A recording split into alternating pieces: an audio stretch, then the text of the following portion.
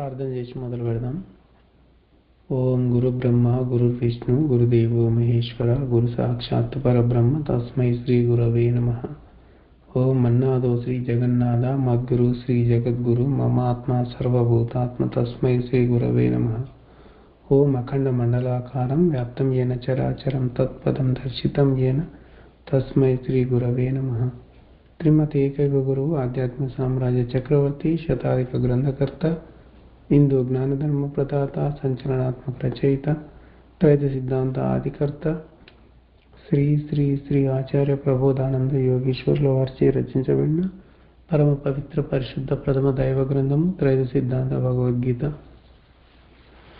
అందరికీ జ్ఞానం చక్కగా అర్థం కావాలని గురుదేవుని ప్రార్థించుకుంటూ మొదలు పెట్టుకుందాము. మనము సాంఖ్యయోగం అనే అధ్యాయం చెప్పుకుంటా ఉన్నాము. సాంఖ్యయోగం అనే అధ్యాయంలో మనము 49 శ్లోకాల వరకు చెప్పుకున్నాము. ఇంతవరకు ఈరోజు 50వ శ్లోకం నుంచి మొదలు పెట్టుకొని చెప్పుకున్నాము. బుద్ధియుక్తో జహాతీహ ఉభే సుకృత దుష్కృతే తస్మాద్ యోగాయ యుజ్యస్వ యోగః కర్మసు కౌశలం.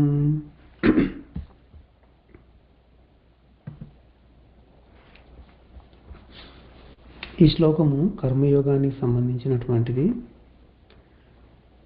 శ్లోకం యొక్క భావం ఏంటంటే, కర్మయోగమును అనుసరించి అంటే కర్మయోగాన్ని అనుసరించిన వాడు కర్మ అయిన పాపపుణ్యములను నాశనం చేస్తూ ఉన్నాడు. అందువల్ల నీవు కూడా కార్యాలను చేస్తూ ఆ పనుల యందే ఈమిన్న పాపపుణ్యాలను పొందని నేర్పరితనమును తెలియము. అది ఏ కర్మయోగము అని చెప్తున్నాడు. సోమవారం అందించిన వివరంలోకి వెళ్దాం. మనం ఒక జీవుడు పరమాత్మలోకి ఐక్యమై మోక్షం పొందాలంటే భగవద్గీతలో 2 యోగాలను తెలియజేశారు. ఒకటి బ్రహ్మయోగము, రెండవది కర్మయోగము. కర్మయోగము అంటే అది ఏందో, దానికి ఎన్ని నిష్టలు ఉండాలో, ఎంతటి సాధన చేయాల్సి ఉంటుందో అని మనం అనుకోనే అవసరం లేదు అంటున్నారు ఇక్కడ. కర్మయోగానికి ఎలాంటి సాధనలు నిష్టలు అనేవి లేవు. ఉన్నదంతా కూడా ఒకటే పద్ధతి. అదేంటంటే, నీ దేవుని నుండి ఏ పని జరుగుతున్నా కానీ ఆ పని ద్వారా కర్మ అంటకుండా ఉండే యోగ కుశలత తెలిసి ఉండాలి అనేది ముఖ్యమైన సూత్రం ఇక్కడ. పనులేమో అన్నీ చేయాలి, మంచి పని అయినా చెడు పని అయినా భేద భావాన్ని ఎంచకుండా పనులు చేస్తూ ఉండాలి. కర్మ ప్రకారమే వస్తాయి, మంచి పని అయినా చెడు పని అయినా వాటిని చేస్తూ ఉండాలి. అహం పొందకుండా ఉండాలి, అప్పుడు కర్మ అనేది అంటదు. దాన్నే కర్మ నుండి తప్పించుకునే ప్రావీణ్యత అంటారు. కర్మసు కౌశలం అంటే అదే. ఈ శ్లోకంలో చెప్పింది కూడా అదే. ఏ నియమాలు లేని కర్మయోగము అన్ని పనులు చేస్తూ కర్మను అంటకుండా ఉండడమే.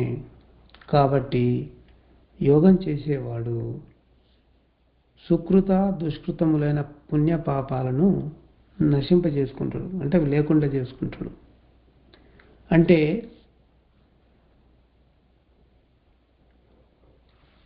మంచి చేస్తే సుకృతమైన పుణ్యం వస్తుంది, చెడు చేస్తే దుష్కృతమైన పాపం కూడా వస్తుంది. ఈ రెండింటిని అంటకుండా చేసుకుంటాడు కర్మయోగ అయినటువంటి వాడు, యోగం ఆచరించేవాడు. దాన్నే కర్మసు కౌశలం అని అన్నారు మనకి ఈ శ్లోకంలో. ముఖ్య గమనిక తెలియజేస్తా ఉన్నారు స్వామివారు.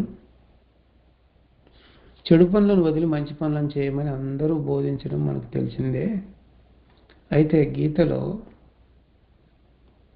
ఏం చెప్పారంటే, మన గత జన్మ ప్రకారంగా ప్రారబ్ధం నిర్ణయించబడి ఆ ప్రారబ్ధం ప్రకారంగా మన జీవితం నడుస్తూ ఉన్నప్పుడు ఈ ప్రారబ్ధం ప్రకారంగా మంచి చెడు పనులు జరుగుతూ ఉంటాయి అని భగవద్గీత తెలియజేస్తూ ఉంది. ఎవరో ఇష్టపడ్డారని ఆ పని జరుగుతుందని అనుకోవడానికి లేదు. అలా జరగదు, ఇష్ట ప్రకారం కాదు. కాబట్టి జరిగే పనులలోని కొత్త కర్మ రాకుండా చేసుకోండి అని భగవద్గీత తెలియజేస్తుంది. అలా కాక చెడు పనులను మంచి పనులను భేదం గురించి చెప్పలేదు. భగవద్గీతలో ఎక్కడ కూడా చెడు మంచి పనులు, ఇవి మంచి పనులు ఇవి చెడు పనులు, మీరు మంచిని ఆచరించండి చెడును ఆచరించొద్దని ఎక్కడా చెప్పలేదు. ఆ భేదభావమే లేకుండా పనులు చేయండి అని చెప్పారు భగవద్గీతలో. కర్మయోగంలో కర్మ ప్రకారం మన యందు బలవంతంగా జరుగు అన్ని పనులను మనం సమానంగా తలచాలి. వాటిలోంచి వచ్చే కొత్త కర్మను రాకుండా చేసుకుంటే ఏమవుతుంది? తిరిగి అటువంటి పనులు జరగకుండా పోతాయి. అంటే ఉన్న కర్మ నాశనం అయిపోతుంది, కొత్త కర్మ రాదు. కాబట్టి అట్లాంటి పనులు మళ్ళా జరగవు అనేది అక్కడ. కర్మ నిర్మితమైన కార్యాలను ఎవరూ వదలలేరు. కానీ ఆ కార్యములు జరగకుండా పోవాలంటే ఆ పనులకు కారణమైన బీజము ఏంటిది? కర్మ. కాబట్టి దాన్ని లేకుండా చేసుకోవాలి. అదే కర్మయోగము అంటే. తర్వాత శ్లోకం చూద్దాము. కర్మజం బుద్ధియుక్తా హి ఫలం త్యక్త్వా మనీషినః జన్మబంధ వినుర్ముక్తాః పదం గచ్చంత్యనామయం. ఈ శ్లోకం కూడా కర్మయోగం గురించే చెప్తుంది. భావం ఏంటంటే,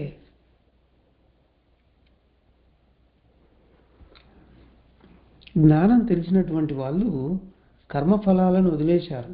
అంటే ప్రతి కార్యం నుంచి కర్మ అనేది వస్తుంది కదా. అంటే ప్రతి కార్యము ఫలితం అనేది ఉంటుంది, అదే కర్మఫలం.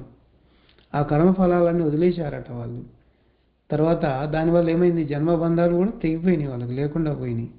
ఆ తర్వాత మోక్షాన్ని పొందారు వాళ్ళు. అంటే కర్మశూన్యం అయితేనే మోక్షం కదా. స్వామివారు అందించిన వివరం ఏందో మనం చూద్దాం ఇక్కడ. కర్మయోగాన్ని ఆచరిస్తున్నటువంటి జ్ఞానులు ఏం చేశారంటే, వారి యొక్క ప్రారంభ కర్మ నుంచి కష్ట సుఖాలు, లాభ నష్టాలు అనేవి వస్తుంటాయి కదా, వాటన్నిటిని వదిలేశారు. వదిలేసి కర్మ ప్రకారంగా ఏ కార్యం వచ్చినా కానీ దాన్ని చేస్తూ పోయారు. దాని నుంచి వచ్చే కొత్త కర్మను రాకుండా చేసుకుని పోయారు. అందువల్ల ఏమైందంటే జన్మబంధాలు కలిగించేటువంటి ఈ సంచిత కర్మ కూడా లేకుండా పోయి నాశనరహితమైనటువంటి పరమాత్మ స్వరూపమైన మోక్షాన్ని పొందారట. ఒక జన్మలో పుట్టినప్పటి నుండి మరణించే వరకు అమలుకు వచ్చు కర్మేమో ప్రారబ్ధ కర్మ. పుట్టినప్పటి నుంచి మరణించే వరకు కొత్తగా వచ్చేది ఆగామి కర్మ. జన్మబంధాలను కలిగించు కర్మ నిలువను సంచిత కర్మ అని మనం తెలుసుకోవాలి. ఇక్కడ జన్మబంధము అంటే సంచితము అనేది గుర్తుపెట్టుకోవాలి. ఇంకా ఈ శ్లోకంలో ఏం చెప్పారంటే, ప్రారబ్ధాన్ని ఆచరిస్తూ కొత్తగా వచ్చే కర్మను అంటే ఆగామి కర్మను లేకుండా చేసుకోమని, తిరిగి జన్మ లేని విధంగా సంచిత కర్మను అసలే లేకుండా చేసి మోక్షాన్ని పొందమని ముఖ్యంగా తెలియజేసింది ఈ శ్లోకంలో. ఈ శ్లోకంలో పూర్తి వెతికినప్పటికీ కర్మజం అంటే ప్రారబ్ధ కర్మని, జన్మబంధం అంటే ఆగామి కర్మని తెలుస్తోంది.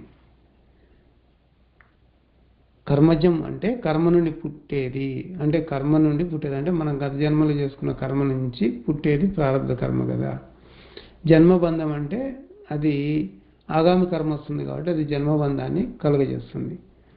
అయితే సంచితం లేదు కదా అని కొందరికి అనుమానం వస్తుంది. దానికి సమాధానం ఏంటంటే, ఇప్పుడు సంచితం అంటే ఇప్పుడు ఎక్కడి నుంచి, ఇప్పుడు ప్రారబ్ధ కర్మ ఎక్కడి నుంచి వస్తుంది? సంచితంలోంచి వస్తుంది. సంచితం అనేది పాతదే, దాని నుంచి ప్రారబ్ధము వస్తుంది. అంటే సంచితం ప్రారబ్ధ రూపంగా వస్తుంది, అది అయిపోతూ ఉంది. తర్వాత కొత్త కర్మ ఆగామి కర్మ కదా, ఆగామి కర్మ రాకుండా నిలిచిపోతుంది.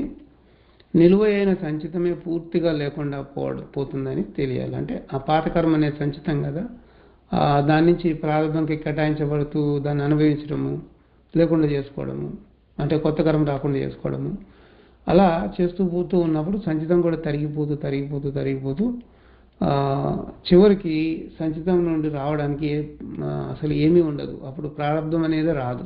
ప్రారంధం లేదు అంటే ఇక అసలు పుట్టే అవసరం అనేది లేదు. అప్పుడే దైవపదమైన మోక్షాన్ని చేరుకున్నట్లుగా లెక్కించుకోవాలి. ఇంతవరకు ఇక్కడ ఆపేద్దాం. వచ్చే వారం 52వ శ్లోకం నుంచి చెప్పుకుందాం. మంగళం పాడి ముగిద్దాం. ఓం మంగళం గురుదేవాయ మహనీయ ప్రబోధాత్మనే సర్వలోక శరణ్యాయ సాధురూపాయ మంగళం. అందరికీ ప్రబోధాత్మం. నమస్కారం.